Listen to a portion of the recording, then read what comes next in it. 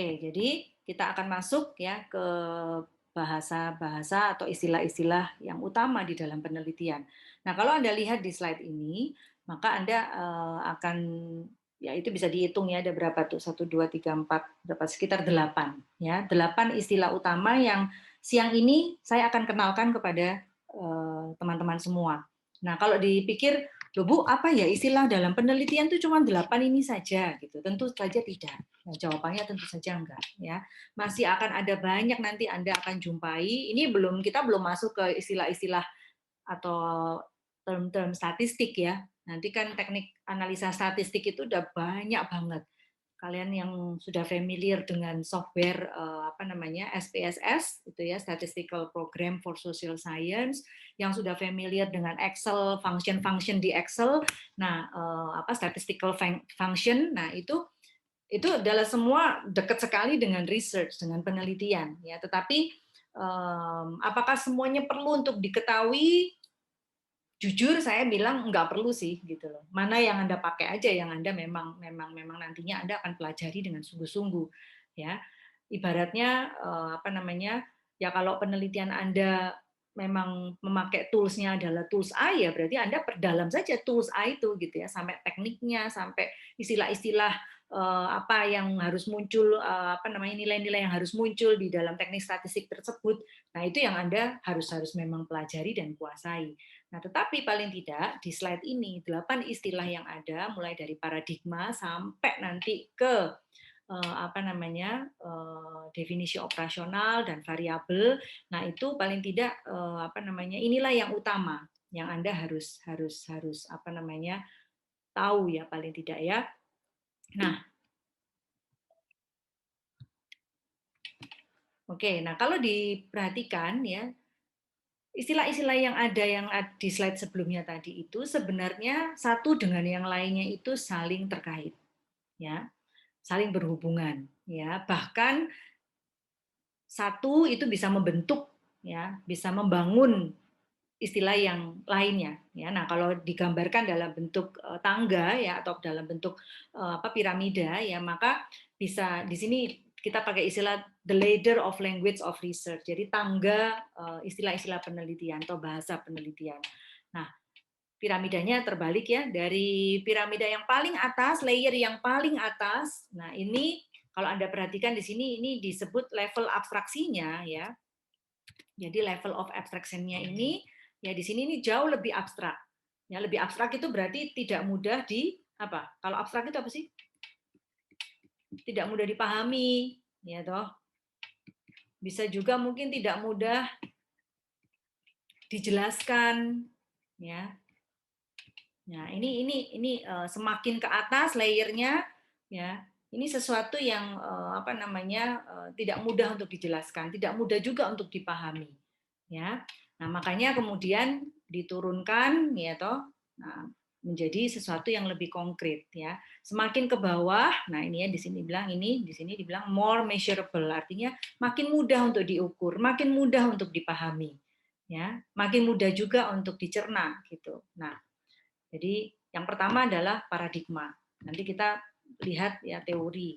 Ya, setelah teori nanti kita lihat juga apa nih konstruk, konsep, ya. Kemudian proposition atau hipotesis, lalu variabel dan terakhir kita nanti akan sama-sama melihat tentang indikator empiris ya atau empirical indicators ya.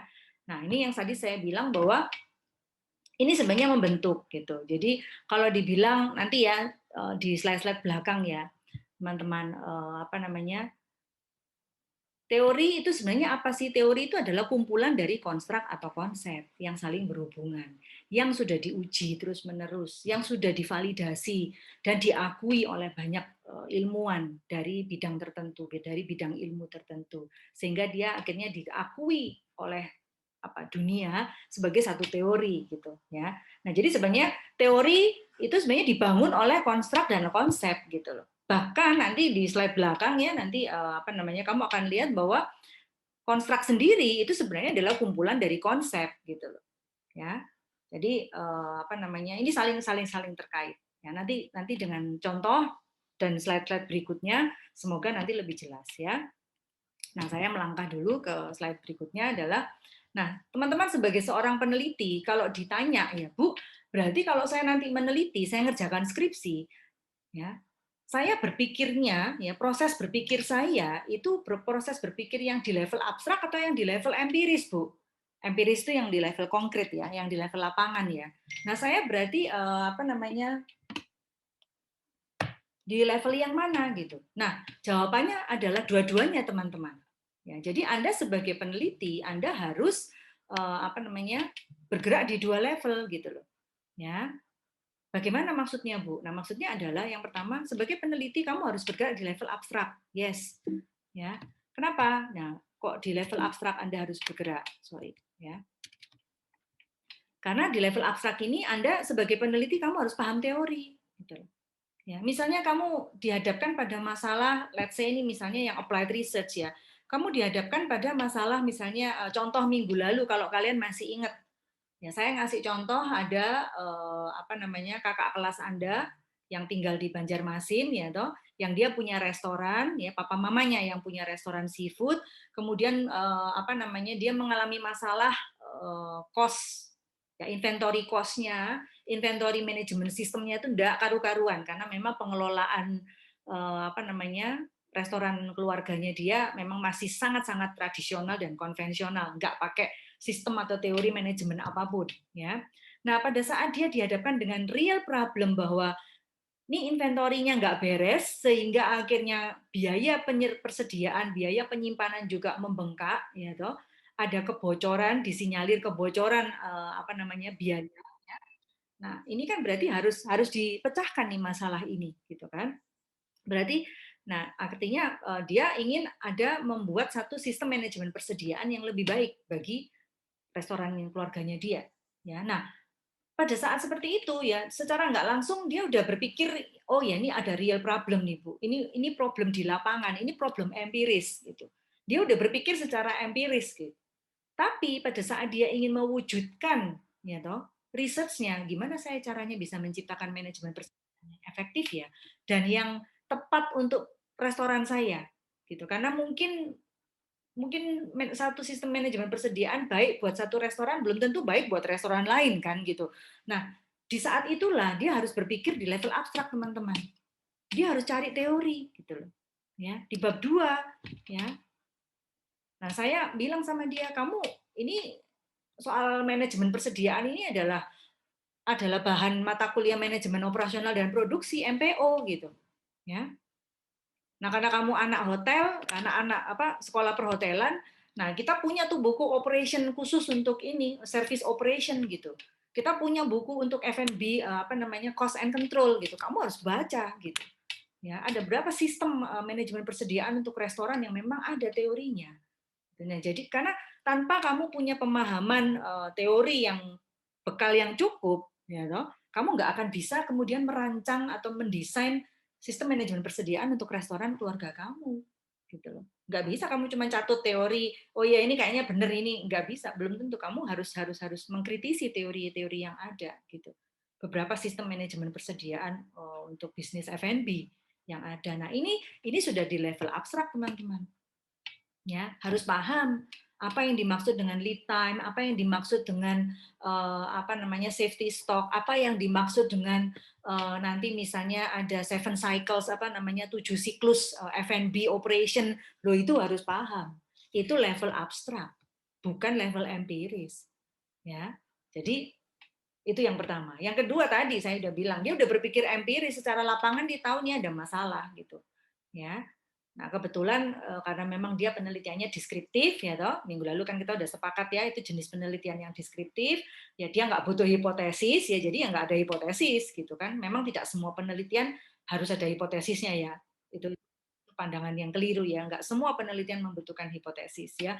Nah, karena dia penelitian yang deskriptif ya dia nggak perlu hipotesis ya. Tapi kemudian dia menentukan gitu loh variabel apa yang dia mau teliti gitu ya. Oh, dari sisi biaya penyimpanan, biaya pemesanan ya. Jadi ada apa namanya?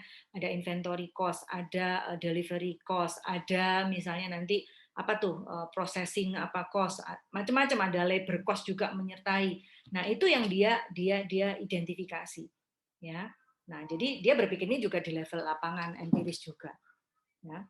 Apapun nanti topik Anda, ya, ya.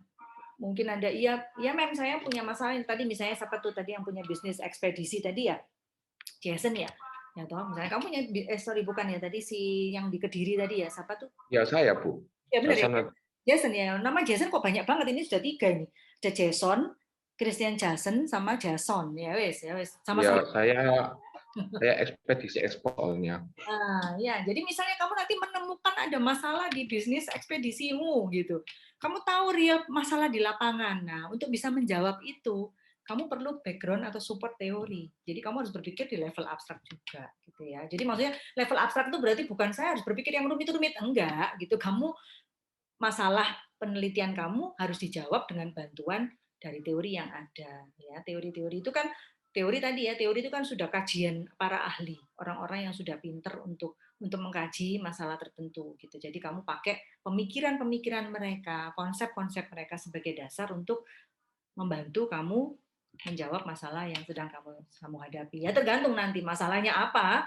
Ya, masalahnya A ya berarti teorinya harus terkait untuk menjawab masalah A. Jangan kamu masalah penelitian di lapangannya A, kamu cari teorinya teori C, enggak nyambung. Ya, jadi nah itu ini bertahap nanti teman-teman ya. Jadi nggak bisa langsung tek apa pingin cepet-cepet nggak bisa.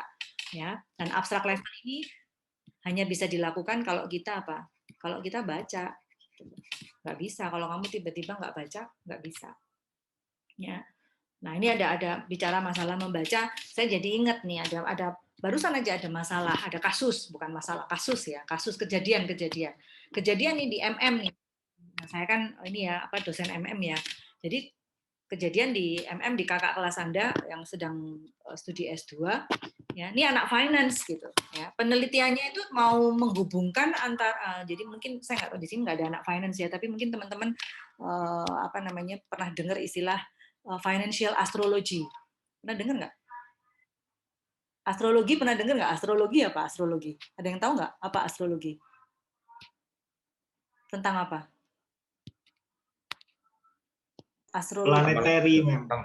Iya, tentang planetary ya, tentang apa tata surya gitu lah ya. Ya, benar-benar ya. Nah, dia itu mau meneliti tentang financial astrologi. Jadi bagaimana pergerakan planet-planet itu bisa mempengaruhi harga saham. Nah, kayak gitu-gitu loh. Pokoknya gitu-gitu ya. Nah, secara originalitas, ya, topiknya itu sangat menarik, sangat menarik. Kenapa? Karena belum banyak orang yang meneliti tentang itu. Mungkin jurnal-jurnal ilmiah, penelitian-penelitian ilmiah pun yang dilakukan oleh para scholars itu udah ada, tapi nggak banyak, gitu ya. Lain dengan penelitian financial literasi, gitu-gitu ya. Terus apa nih, misalnya tentang apa resiko apa misalnya menabung atau resiko investasi, mungkin itu sudah banyak ya. Nah, karena topiknya yang istilahnya bahasa kalian itu orang umum gitu ya, tapi yang bagus ini, yang menarik ini ya. Nah, membuat akhirnya dosen pembimbing bilang, "Wah, ini topik yang bagus." gitu. Ya, tetapi kamu yang harus baca. Ya, kan yang jadi penelitinya mahasiswa. Ya, jadi kamu yang harus membaca. Cari literatur-literatur, jurnal-jurnal siapa saja orang-orang, tokoh-tokoh yang memang sudah meneliti tentang hal ini. Ya, pahami betul apa maksudnya financial astrology. Ya, jadi tidak boleh cuma mengandalkan dosen pembimbing. Jangan punya mindset seperti ini. Loh, dosen pembimbing itu lah wis dosen ya, berarti dia harusnya tahu semua. Enggak loh. Ya. Saya apa namanya tidak pernah mengklaim diri saya maha tahu, nggak pernah. Saya bukan Tuhan ya. Ya, saya sama Anda itu sebenarnya cuma satu bedanya. Ya. Tahu apa bedanya kamu sama saya? Saya lahir lebih dulu, saya lebih tua. Jadi saya belajarnya lebih dulu, gitu loh. Ya, cuman itu tok gitu loh. Nah, kalau masalah pengetahuan, nah sekarang ini sumber pengetahuan itu ada di mana-mana, sumber informasi itu ada di mana-mana. Ya, jadi nggak bisa kamu dapat dosen pembimbing ya seperti kakak kelasmu itu gitu. Saya bilang bahwa apa namanya? Ya, dosen pembimbing iya membimbing mengarahkan, tapi tidak semua konsep itu dikuasai gitu ya. Saya pun juga saya mengakui gitu ya. Ada anak bimbing yang apa namanya waktu itu bimbingan skripsi saya ya tentang apa namanya satu topik tentang maraton ya, tentang sport tourism gitu, tentang apa maraton. Nah, saya kan nggak ini ya, nggak familiar, ada saya bukan pecinta sport, saya tuh bukan pecinta olahraga gitu pokoknya ya. Nah terus kemudian dia bicara tentang sport tourism ya, tentang maraton gitu ya, tentang motivasi para apa namanya maraton itu untuk mengikuti apa namanya event-event maraton internasional gitu-gitu. Nah saya akhirnya mau nggak mau ya, oke itu topik yang menarik gitu. Tapi saya juga mau belajar. Saya bukan menekuni itu, tapi saya mau belajar. Yuk kita baca sama-sama gitu. Ya, jadi apa namanya? Tapi yang paling utama adalah mahasiswanya. Jadi abstrak level ini akan bisa dicapai kalau Anda reading, Anda baca, cari literatur yang sesuai dengan topikmu, gitu ya. Jadi mau nggak mau sebagai peneliti proses berpikirnya harus di dua level ini, gitu ya. Oke, nah sekarang kita masuk ke apa namanya paradigma. Apa sih paradigma? Ya, mungkin Anda semua udah sering dengar kata ini ya, atau sering mengucapkan kata ini paradigma. Ya, di situ dibilang bahwa paradigma itu adalah set of beliefs, rangkaian kepercayaan, cara pandang kita ya atas realita yang ada di sekitar kita. Ya. Nah, di mana cara pandang ini kalau dalam konteks penelitian teman-teman itu akan mendasari semua aktivitas penelitian yang kita lakukan. Ya. Nah, di dalam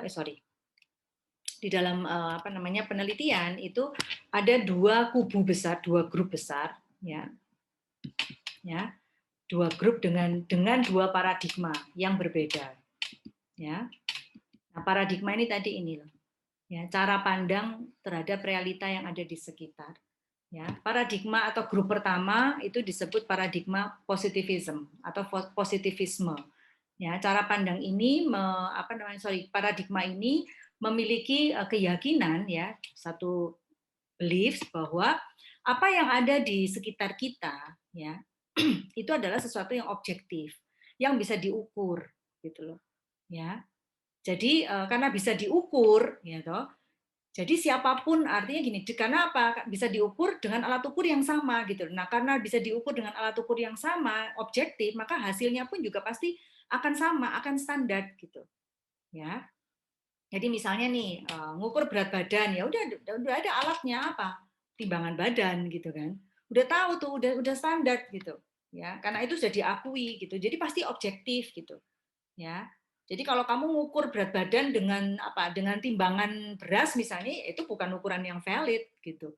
Ya, jadi orang positivisme, jadi artinya gini, kamu ngukur berat badan ya toh dengan alat ukur yang tepat, kamu ngukur kepada 300 orang ya toh, itu hasilnya akan objektif gitu loh.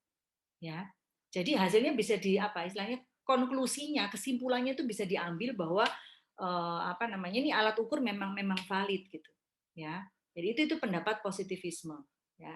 Jadi nggak mengandalkan subjektivitas gitu loh. Misalnya gini, saya misalnya nggak bisa. Kalau menurut saya ngukur berat badan itu ya sama timbangan beras. Nanti yang lain lagi nggak bisa. Ngukur berat badan itu ya harus diangkat orangnya. Nah, jadi tiap orang bisa beda-beda. Nah, itu enggak, itu bukan begitu gitu ya. Jadi paradigma positivisme itu dia semuanya itu bisa diukur secara objektif. Nah, karena diukur secara objektif, makanya apa namanya? Harus dilakukan pengujiannya itu berulang-ulang ya dengan jumlah sampel yang besar gitu. Nah, jadi supaya apa? Supaya betul-betul ini terverifikasi gitu loh ya. Jadi misalnya apa namanya? Katakanlah tadi timbangan kalau dengan timbangan badan gitu ya. Ini diukur sehari ini gitu ya. Nah, orang yang sama. Lalu kemudian misalnya 20 orang, nanti besok diukur lagi nih. Oh ya, ya kira-kira selisihnya ya nggak jauh lah ya. Mungkin kamu kalau apalagi orangnya nggak diet ya pasti berat badannya ya akan sama ya kalau kecuali kalau dia memang drastis dietnya.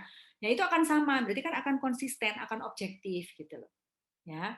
Nah, itu harus dilakukan kepada banyak orang. Jadi ini akhirnya paradigma positivisme ini melahirkan pendekatan kuantitatif ya dalam penelitian. Nah, ini yang akhirnya ya sampel harus banyak gitu ya. Sampel besar.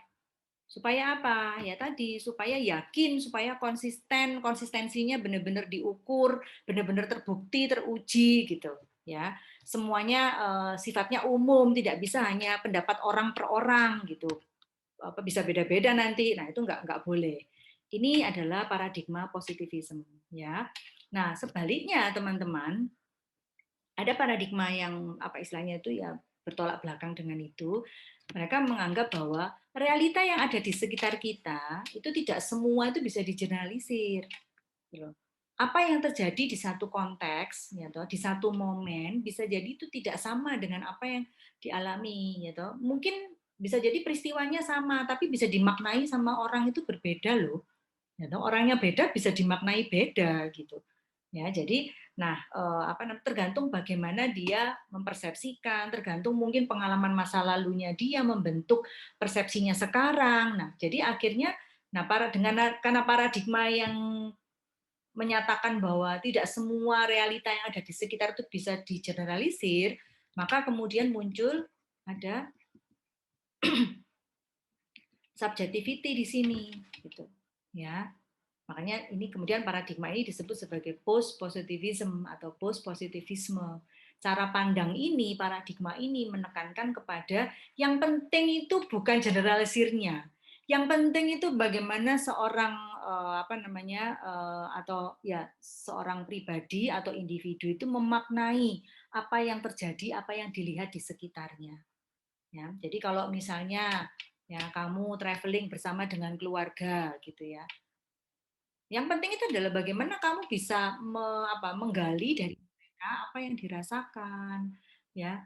Lalu waktu pemilihan tempat tinggal itu seperti apa, waktu milih tempat wisata itu seperti apa, umeknya seperti apa, ya toh, recehnya seperti apa, ramenya seperti apa. Nah, itu yang digambarkan. Dan itu tidak bisa setiap istilahnya itu semua keluarga digeneralisir gitu loh. Nah, ini pendapat post positivism, ya, ada unsur subjektivitas di situ. Ya, sama-sama mungkin berwisata dengan keluarga. Misalnya ya, Anda misalnya pergi rame-rame nih kemana nih, ke Borobudur misalnya gitu ya. Nah, ada misalnya kamu melihat misalnya di Borobudur tuh misalnya kamu lihat ada 3 keluarga. Belum tentu pengalamannya sama kan? Ya kan? Setiap keluarga tuh belum tentu. Ya, ada yang mungkin level of excitement-nya ya tuh apa sih? Level of excitement itu apa?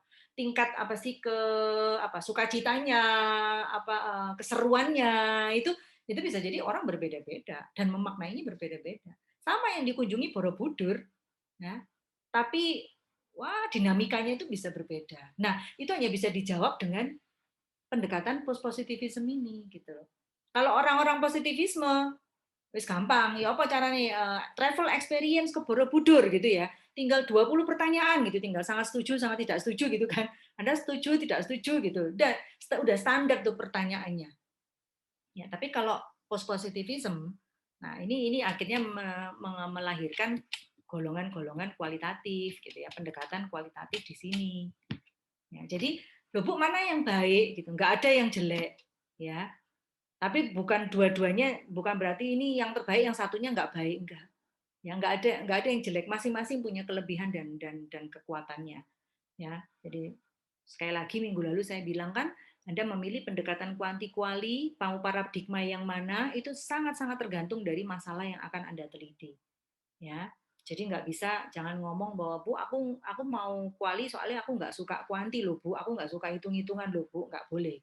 Ya, nah, jadi juga sebaliknya, wis aku tak milih kuali aja Bu, kayaknya gampang, atau saya tak milih kuanti aja deh Bu, kayaknya kok pokoknya ada statistik gitu, apalagi bisa les kan, kalau kuanti itu kan bisa les, nanti panggil guru les suruh ngajarin statistik itu bayar aja Bu. Nah, apalagi nanti diolahkan, nah apalagi ada begitu. Nah, kalau kuali itu nanti leren nulis, gombes aku nggak esok nulis wake Bu. Nah, jangan gitu ya, pemilihannya bukan karena itu. Ya, pemilihannya adalah bagaimana memang masalah yang terjadi yang ingin Anda pecahkan itu. Ya, lebih cocok dengan pendekatan yang mana? Lebih tepat dijawab dengan cara pandang paradigma yang mana? Ya. Nah, teman-teman ini mungkin saya nggak tahu ya, dari masukan-masukan yang ada kakak-kakak kelasmu, biasanya dari anak-anak bimbing skripsi saya ya. Mereka tuh jujur mengatakan begini, "Mem, ternyata ya Mem ya gitu ya. Setelah kita tuh jalani skripsi, maksudnya dalam proses mereka bimbingan ya dengan saya ya. Ini toh yang dulu tuh Mem terangkan di kelas gitu loh. Jadi ya itu baru memang ya gimana ya. Itu wajar. Saya dulu juga gitu kok. Saya nerima pelajaran Medpen S1 ya waktu saya S1 seusia kalian. Yes, pokoknya ya wis lah tak telen ae wis apa gurune ngomong apa iki wis pokoknya tak rungokno ae gitu ya. Tetapi ya syukur kalau Anda sekarang paham gitu ya, apa yang saya jelaskan ya. Kalau misalnya nggak paham, iki Bu Sherly iki ngomong apa, iki bahasanya kok abstrak gitu ya. Ya semoga nanti pada saat Anda menjalani skripsi, Anda akan ingat ini ya. Oh iya ya, dulu pernah diajarin pendekatan kuanti, kuali tergantung masalah penelitiannya. Oh harusnya begini. Nah itu semoga nanti itu terngiang gitu ya di ingatan saudara ya. Dan pada saat kita menjalani harusnya kita jauh lebih bisa menyelami. Oh ini dulu maksudnya kayak gini toh. Oh ini dulu maksudnya kayak gini ya. Memang jujur nggak banyak loh dosen yang mau ngajar medpen itu nggak banyak karena medpen itu katanya itu bahasa yang masih Bu, kita belum jalani gitu ya, kayaknya jauh gitu, nggak semua anak juga suka research gitu ya. Nah, jadi itu deh, itu paradigma ya, cara pandang ya. Kalau dalam konteks penelitian tadi ada kuanti, ada kuali. Ya. Kalau minggu lalu saya jelaskan, oh ada yang mixed methods. Nah, itu mixed methods itu jauh lebih complicated lagi. Nggak usah nanti kamu dari mabuk ya di sini ya. Nah, itu udah level S2, S3. Nah, yang berikutnya sekarang teman-teman, ya ada teori. Nah, apa tuh teori gitu ya? Teori itu adalah serangkaian konsep. Jadi ini Inggrisnya ini saya Indonesiakan aja. Jadi teori adalah serangkaian konsep atau definisi ya dan proposisi yang saling berhubungan. Jadi ini udah jelas nih kata kuncinya. Konsep ya, ya definisi ya, proposisi yang saling berhubungan. Nah, ini juga kata kunci. Ini kata kunci yang pertama ya, konsep yang saling berhubungan. Kata kunci yang kedua adalah telah diuji secara empiris ya. Dan biasanya teori itu digulirkan atau dikenalkan atau istilahnya itu dipropos itu diajukan ya, biasanya karena memang untuk menjelaskan atau memprediksi sebuah fenomena, menjelaskan sesuatu hal ya. Nah, jadi ini kata kunci kedua ini sangat penting teman-teman. Kenapa? Karena sekarang ini banyak orang yang mengaku bahwa saya menciptakan teori ini gitu ya. Ya dia sendiri memang dia bisa sih menciptakan, boleh seorang ilmuwan boleh dia mengklaim bahwa I propose this kind of theory gitu, this gitu ya. Nah, tetapi masalahnya udah diuji belum? Gitu loh. Ya. Sudah diuji artinya yang uji bukan hanya dia. Teori itu harus diakui ya, diuji dan diakui. Ya, ini mungkin saya harus pakai ada satu kata yang memperkuat ya, harus diakui. Ya, artinya sudah diuji bolak-balik hasilnya konsisten. Hasilnya itu mengerucut pada benang merah yang sama sehingga akhirnya jadinya diakui gitu. Ya. Nah, peran teori di dalam penelitian untuk apa, Bu? Gitu. Satu, memperjelas. Ya, tadi yang saya ceritakan di depan tadi. Yang kakak kelasmu, contohnya yang punya restoran di Banjarmasin tadi. Ya. Dia tahu ada masalah berdarah-darah dengan manajemen persediaannya dia, inventory sistemnya dia. Ya. Nah, dia ingin memperbaiki itu untuk sustainability dari bisnis keluarganya dia. Nah, dia butuh teori kan. Untuk apa? Untuk memperjelas, membantu memperjelas dia kira-kira sistem manajemen persediaan mana yang paling baik. Itu gunanya teori. Yang kedua untuk memprediksi. Ya, teori itu dengan kamu membaca teori, maka kamu akan mampu memperkirakan, oh, berarti kalau teorinya, kalau dengan sistem manajemen persediaan yang A, ini konsekuensinya saya harus sediakan ini. Biaya yang harus ini. Kalau yang sistem manajemen persediaan B, nah ini kelebihannya ini, kelemahannya ini, gitu ya. Nah, berarti nanti kira-kira yang akan terjadi, nah gini. Nah, itu bisa diprediksi. Ya, itu gunanya teori, peran teori. Peran teori yang ketiga, teori itu mengontrol.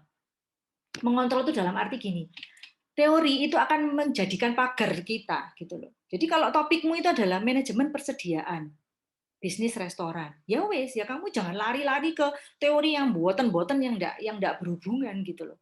Teori itu mengontrol kamu gitu ya. Ya. Jadi kadang kita tuh kalau penelitian kepinginnya semuanya ditulis di bab 2 gitu ya. Saya nggak penting-penting, nggak relevan tuh ditulis semua. Jadi bab 2-nya kalian tuh bisa 50 halaman sendiri. Ya, nah buat apa? Ya, ngapain kayak gitu? Nggak perlu. Yang ditulis di bab 2 cuman konsep-konsep yang memang betul-betul berhubungan sama topikmu.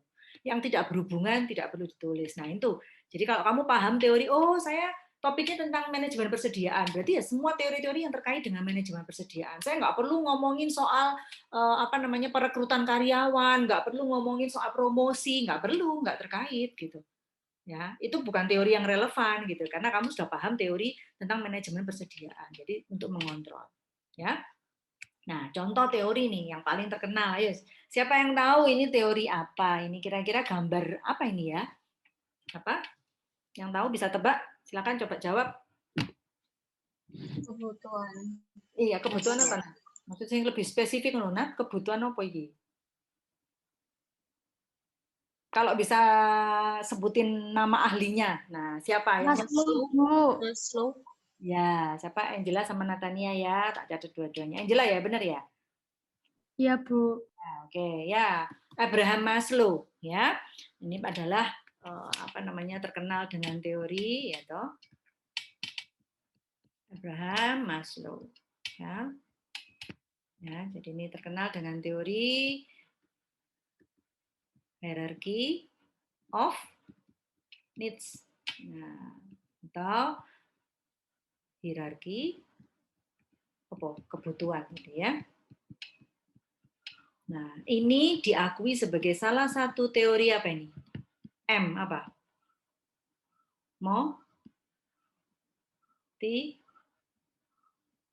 Apa? Motivasi. Iya. Motivasi.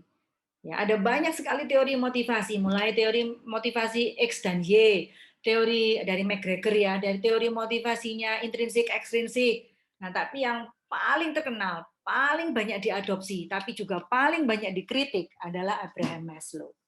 Ya, teori motivasi dia menurut Maslow motivasi atau manusia itu melakukan sesuatu itu karena didorong itu kan motivasinya adalah karena dia ingin memenuhi kebutuhannya dia, dan kebutuhan manusia itu ada hierarkinya, ada level-levelnya, mulai dari yang basic sampai naik sampai ke yang mulai dari yang fisiologis ya toh. Nah, ini ya, mulai dari yang basic ya sampai yang psikologi. Jadi mulai dari fisiologi sampai psikologi. Ya, mulai dari yang kebutuhan fisik sampai kebutuhan psikis gitu. Itu menurut Maslow. Ya. Nah, kenapa ini disebut teori? Ya karena Maslow ini teorinya sudah banyak diadopsi, banyak diuji, nggak cuma di human resources loh. Ya.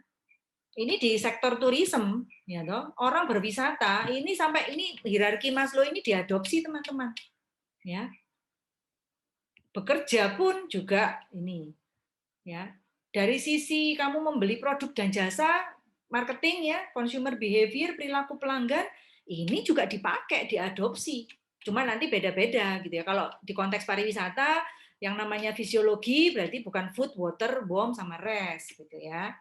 Ya, tapi ya orang travel pasti juga butuh makan gitu kan. Ada akomodasi di sana, ya toh. Orang berwisata apa safety-nya gitu ya. Mungkin travel insurance gitu kan. Mungkin milih destinasi yang bukan nggak ada serangan terorisnya. Nah, itu semua adalah safety. Ya toh.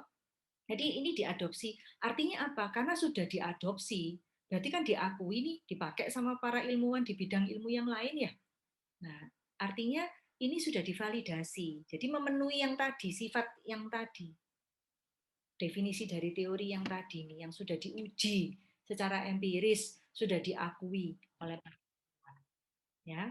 Nah, kenapa dikatakan teori? Karena teori tadi salah satu karakteristiknya tidak hanya diuji, tapi dia adalah kumpulan atau kaitan konsep-konsep yang berhubungan.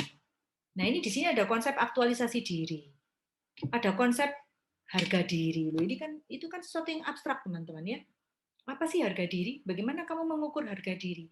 Ada di sini perasaan dikasihi, ya. Kebutuhan sosial, ya. Di sini ada security, safety. Apa itu? Gitu. Ini adalah konsep-konsep yang abstrak, teman-teman. Gitu. Contoh ya, kalau saya tanya misalnya Clement gitu ya, tinggi badanmu berapa gitu. Gimana Clement? Langsung bisa jawab kan pasti kan. Natania tinggi badan berapa gitu. Langsung bisa jawab, oh 165 Bu, gitu ya. Oh 180 Bu, gitu kan, sentimeter gitu ya. Nah, itu adalah konsep-konsep yang gampang diukur. Namanya konsep-konsep yang konkret gitu. Ya. Tapi kalau ditanya misalnya apa namanya?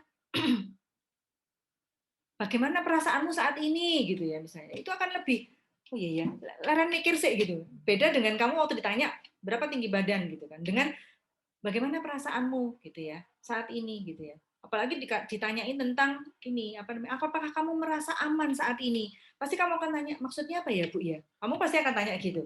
Maksudnya secure atau feel safe itu apa maksudnya? Nah, saya harus menjelaskan lagi ya.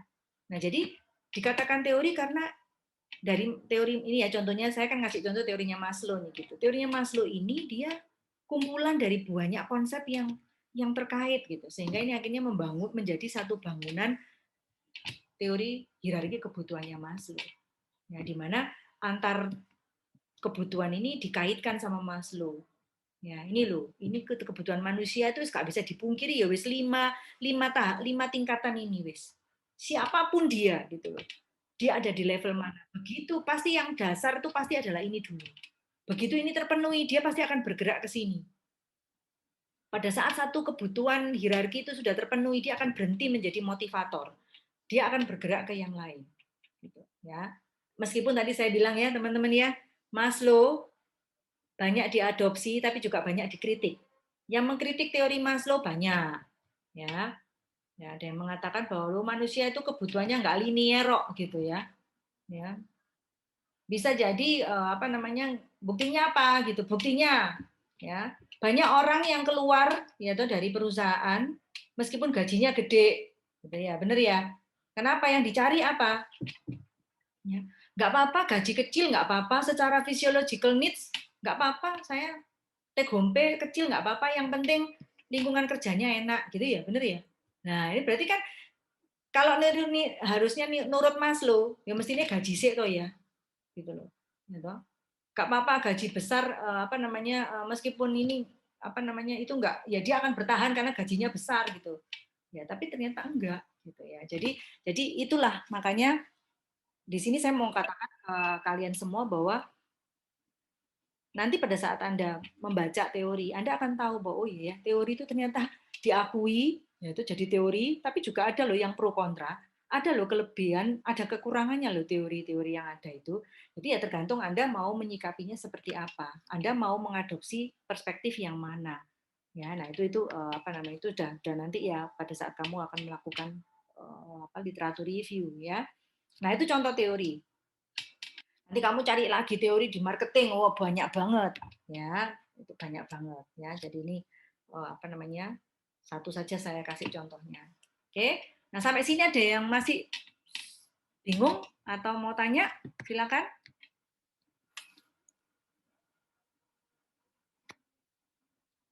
Jelas semuanya? Ya. Oke, saya lanjut ya dulu ya. Nah, kemudian kita bergerak ke konsep atau konstruk ya. Nah, di sini dikatakan bahwa konsep atau konstruk itu keduanya merupakan elemen yang membentuk teori. Yang tadi saya bilang ini ya di Maslow ini ya konsep konstruknya apa? Ya ini self actualization, esteem, safety ini ya, kebutuhan fisiologis. Nah, itu adalah konsep atau konstruknya. Ya. Nah, jadi kalau di Maslow tadi banyak konsep itu jadi piramida akhirnya membentuk satu teori gitu. Jadi di sini bilang memang konsep dan konstruk itu yang membentuk teori. Nah, sebenarnya konsep dan konstruk jangan bingung teman-teman di beberapa buku itu disamakan. Ya, ada beberapa apa ya peneliti yang ya wis lah dibuat simpel aja lah. Konsep itu ya konstruk gitu. Tetapi kalau mau yang betul-betul apa namanya secara definisi sebenarnya konstruk itu kumpulan dari konsep. Ya, konsep-konsep yang terkait membentuk konstruk. Ya, kumpulan konstruk itu membentuk teori gitu ya. Jadi tingkatannya konsep ya toh, lalu konstruk, lalu ini teori. Ya, harusnya tingkatannya itu, tapi banyak ini kemudian ya dijadikan satu saja ya. Oke. Nah, seperti yang tadi sudah saya singgung bahwa konstruk atau konsep itu ada dua macam ya. Yang pertama ada konstruk atau konsep yang sifatnya konkret. Konkret itu berarti mudah diukur. Ya. Kenapa kok mudah diukur? Karena unidimensi, satu dimensi saja, gampang langsung bisa dijawab. Kalau kamu ditanya itu atau kamu tanya orang itu orang bisa langsung jawab. Ya, gendermu apa gitu, laki-laki perempuan gitu, langsung bisa jawab. Ya, kecuali kalau yang mungkin masih, saya harap nggak ada yang bingung loh ya orientasi seksualnya di sini ya, udah jelas gitu maksudnya ya. Berat badan udah jelas langsung bisa nyebut berapa kilo gitu kan ya. Jumlah anak misalnya kalau sudah berkeluarga udah jelas tuh langsung bisa ini namanya konsep atau konstruk yang sifatnya konkret.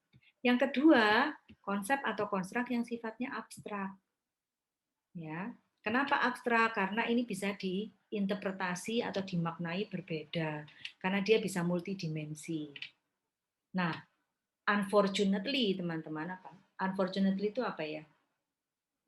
Ya nggak ada Indonesianya ya, masuk apesnya gitu. Sayangnya, Apa? sayangnya, Sayangnya, sayangnya. betul ya, thank you Jason ya. Sayangnya, nah ini ya, tapi sebenarnya itu bukan kelemahan sih, bukan, tapi itu sebenarnya apa tantangan mungkin ya bagi kita. Sayangnya ilmu-ilmu sosial, nah seperti kita ini, ilmu bisnis, ekonomi itu, nah itu banyak konsep-konsep yang sifatnya abstrak. Beda sama teman-teman yang di fisika gitu ya. Teman-teman matematika, nah itu konsep-konsepnya banyak yang konkret. Kecepatan cahaya, apa mana? Apa misalnya apa gaya misalnya, nah, itu apa namanya lebih konkret ya, ngukurnya tahu gitu. Nah, tapi kalau kita contoh komunikasi, apa sih dimaksud dengan komunikasi gitu? Maksudnya apa Bu komunikasi Bu? Medianya atau apanya Bu gitu ya? Arahnya nih, gitu. Nah, itu bingung lagi gitu ya. Nah, lalu penjualan. Sebentar Bu, apa yang dimaksud dengan penjualan? Penjualan itu bisa dimaknai, bisa volume, gitu. Itu uangnya loh Bu. Nah, volume itu kan berarti satuannya ya, bener ya? Nah, kalau uangnya kan berarti oke ini berapa satuan, terus ini price-nya berapa per unitnya gitu. Nah, itu rupiahnya nih. Gitu kan. Nah, jadi bisa dimaknai berbeda. Nah, kamu tanya motivasi gitu, apa yang dimaksud motivasi ya? Brand image gitu, nah, bingung lagi. Gitu ya.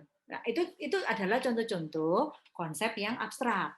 Ya. Makanya buat kita orang-orang yang di bisnis, manajemen, ya, ekonomi, humaniora, ya, komunikasi, ilmu apa di bahasa, ya teman-temanmu ya, yang humaniora itu sospol, gitu-gitu, pokoknya orang-orang social science. Nah, makanya kalau dalam skripsi mereka, penelitian-penelitian mereka itu sangat penting definisi operasional variabel itu sangat penting. Indikator empiris itu menjadi sangat penting. Ya, kalau misalnya tinggi badan gitu kan nggak perlu didefinisikan, dia ngerti tinggi badan ya tinggi badan, gitu kan. Jumlah anak ya wis sudah tahu ini jumlah anak. Golongan darah ya wis ngerti golongan darah apa gitu. Nggak perlu dijelaskan, didefinisikan lagi, nggak perlu. Ya, tapi kalau misalnya brand image gitu apa ya? Apa ya citra merek gitu ya? Nah kan kamu perlu mendefinisikan. Nah ini yang jadi tantangan kita. Ya, banyak konsep-konsep yang bersifat abstrak. Oke.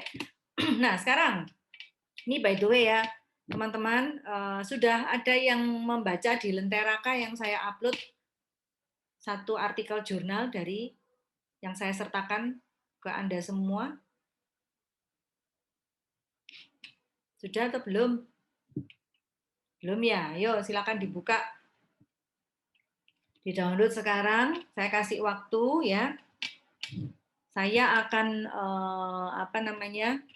Memberikan ini ya, bacaan-bacaan, tenang aja. Saya memberikannya berusaha mencarikan yang bahasa Indonesia. Ya. Ini yang reading material ya, Mem? Ya, yang reading material betul. Ya, Anda baca sampai mungkin halaman 3 atau ya nggak sampai halaman 4 paling ya. Nah, itu kan pertanyaan saya adalah ini kita apa sih? Saya minta Anda itu membaca supaya Anda bisa jawab pertanyaan ini. Cari di artikel kakak kelasmu ini ya toh yang judulnya ini implementasi CSR ini konstruk konsep apa saja yang dijelaskan oleh si peneliti. Silakan.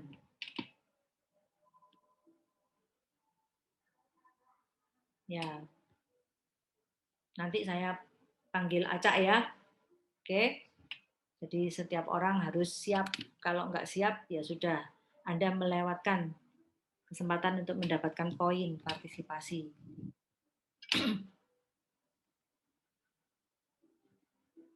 Ya, sambil menunggu, by the way, saya cuma cerita ringan saja bahwa artikel ini itu aslinya adalah skripsi kakak kelas kalian. Ya, yang kemudian kami mengolah lagi, ini anak bimbing saya, kami mengolah lagi sehingga bisa terbit di Jurnal Nasional Terakreditasi, Jurnal Manajemen Perhotelan. Kebetulan ini memang yang menerbitkan ini memang jurnalnya di kita sendiri UK Petra ya. Tapi ini sudah nasional terakreditasi.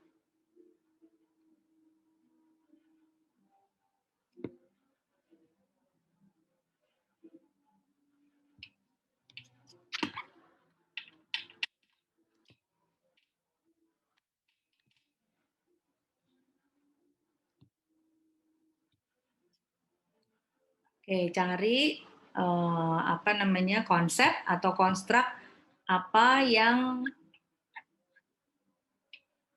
diteliti ya, yang dijelaskan oleh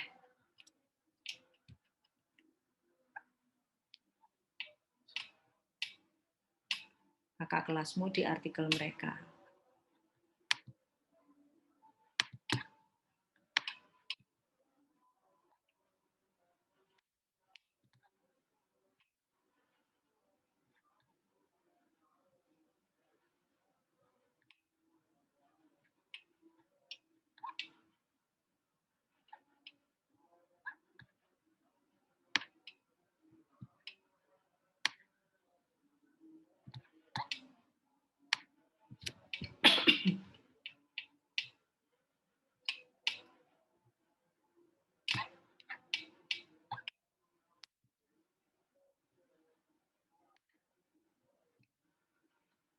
Gampang ini pertanyaannya sebenarnya ya.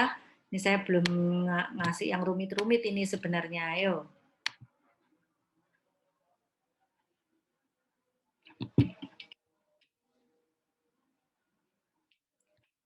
Yuk.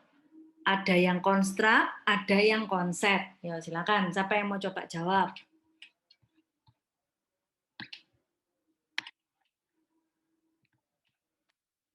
Tadi nggak nyoba jawab ya. Saya tunjuk ya tadi ya. Perjanjiannya ya. Oke ya, saya tunjuk ya. Oke, saya tunjuk. Siapa nih? Ricardo, yuk Ricardo. Ada nggak Ricardo? Ada Ricardo? Iya, Bu. Ya, yuk Ricardo, silakan. Kalau saya ini multidimensi, Bu. Yang mana? Konstruknya apa? Saya belum selesai, Bu. Saya masih baca. Ini kan udah 11 halaman. Ya kan nggak perlu baca 11 halaman. Saya bilang paling kamu baca nggak sampai ini paling 3. Ya kamu ini gini, ini nggak perlu dibaca semua teman-teman untuk mencari tahu konstruk, konsep. Ini kamu lihat dari ya skimming reading aja ya, cepet baca cepet aja. Ini latar belakang di skip dulu, latar belakangnya. Ya pendahuluan di skip dulu, langsung masuk ke apa nih? Masuk ke tinjauan pustaka. Yo, Ricardo, pas ya? Pas, Bu. Ya, oke. Velia, yuk Velia, silakan. Ini pertanyaannya kan konstruk dan konsep. Ya, konstruknya yang mana, konsepnya yang mana? Yuk tadi.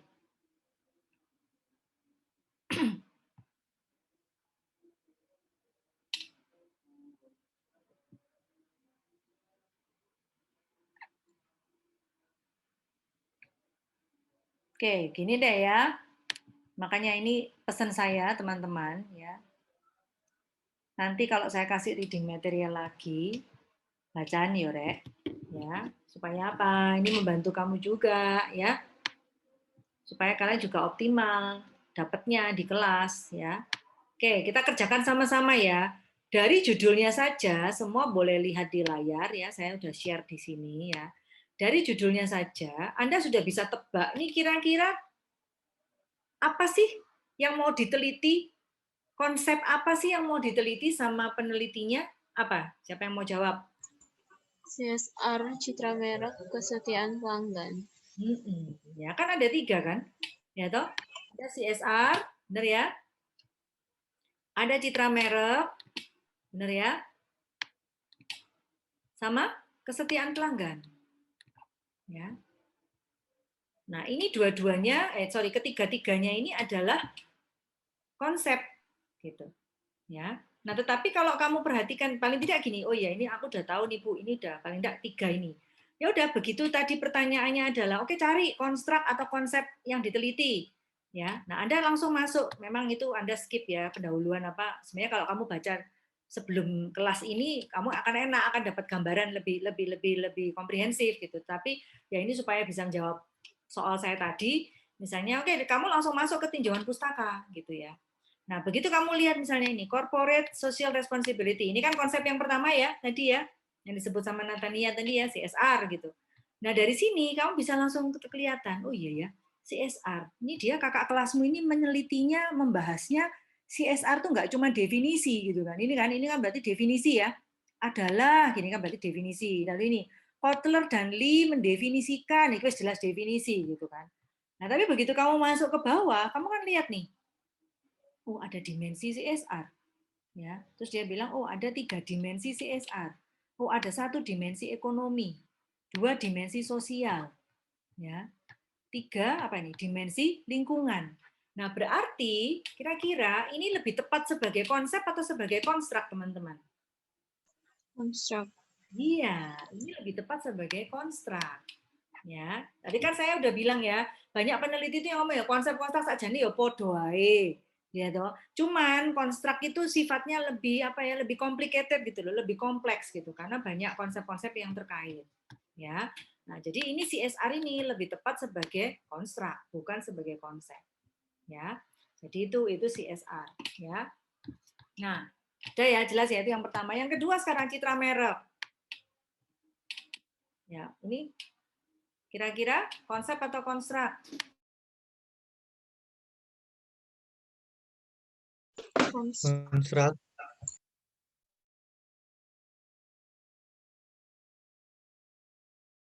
Siapa yang jawab tadi, Nak? Harusnya konsep sih.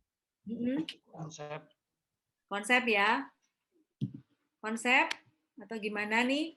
Karena Bu, lah itu penjelasannya sedikit kok Bu gitu. Jadi ya akhirnya konsep aja Bu gitu ya. Ya. Ayo harusnya gimana? Konstruk. Lebih cepat sama konsep tadi siapa? Jason ya? Saya rasa konsep Bu, soalnya ini masih hanya berfokus pada satu teori saja, citra mereknya sendiri gitu. Citra mereknya sendiri, betul ya. Ini apa namanya? Lebih tepat memang konsep ya, lebih tepat memang konsep ya. Betul kamu ya. Meskipun dia membahas ada 2 dimensi gitu ya, tapi kan oke dimensinya fungsional, related banget sama citra sama image-nya sendiri. Kalau ini tadi kan udah beda-beda ya. Lingkungan gitu kan beda sama yang ekonomi, tadi kan beda banget ya. Sama sosial Ya, gitu itu jauh lebih complicated gitu. variabel lagi Bu soalnya di Betul, situ. itu variabel lagi, betul, exactly, ya. Oke, lalu kesetiaan pelanggan, kira-kira apa nih? Lebih tepat konsep atau konstruk?